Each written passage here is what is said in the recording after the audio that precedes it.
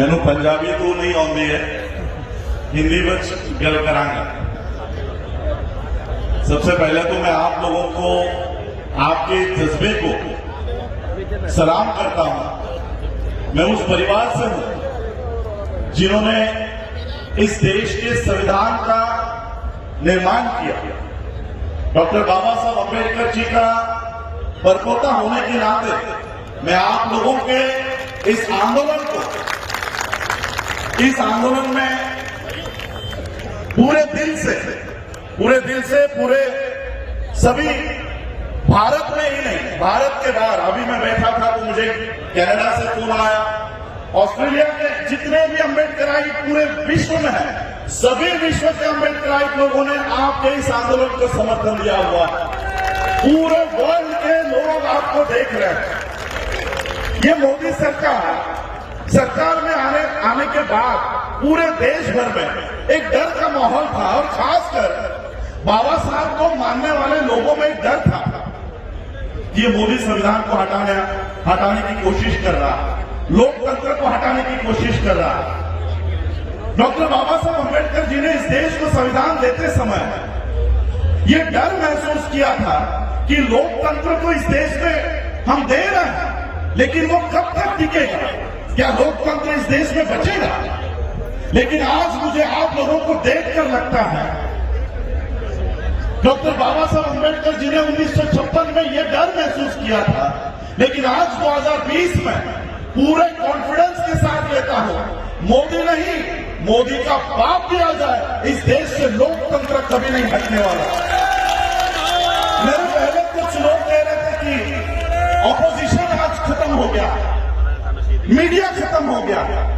जिस दिन ऑपोजिशन नहीं होता उस दिन ये देश के लोग ऑपोजिशन का काम करते हैं। और आज ये संसद के विरोध में ये देश के सभी लोग, सिर्फ किसान ही नहीं, इस देश का सिर्फ किसान ही नहीं, इस देश का मजदूर हो, विद्यार्थी हो, इस देश की महिला हो, सभी लोग आज इस कानून का विरोध कर रहे हैं। मैं बंबई से चलकर आया हूं, महाराष्ट्र में भी इसी तरह का काम, इसी तरह का दृश्य महाराष्ट्र में भी शुरू हो चुका है, हरियाणा में चल रहा है, पंजाब में चल रहा है। अब पूरा देश ठप हो जाएगा।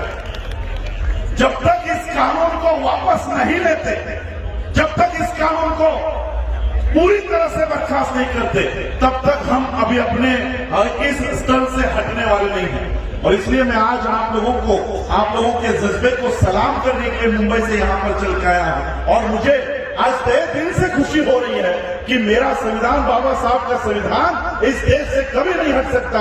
जब तक वो आपके हाथों में है तब तक वो कभी नहीं हट सकता।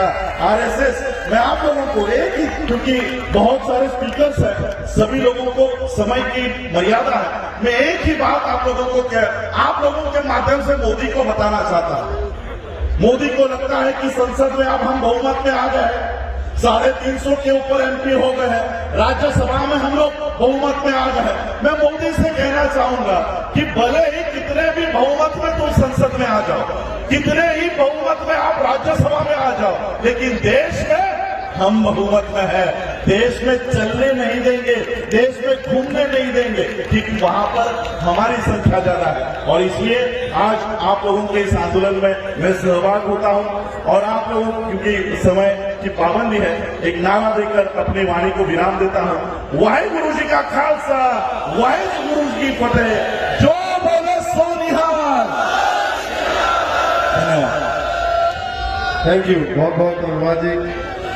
ਹੁਣ मैं बेनती करांगा बोध सिंह मानसा जी ਨੂੰ, वो 2 मिनट वास्ते, क्योंकि समा बहुत सीमित है, बुलारे साडे बहुत बड़े है, समा 1 घंटा चाहोगे, 2 घंटे चाहोगे वो बोल सकते, पर समय के हिसाब ਦੇ ਨਾਲ 2 मिनट। ਤੁਸੀਂ ਮੈਨੂੰ ਆ ਦੱਸੋ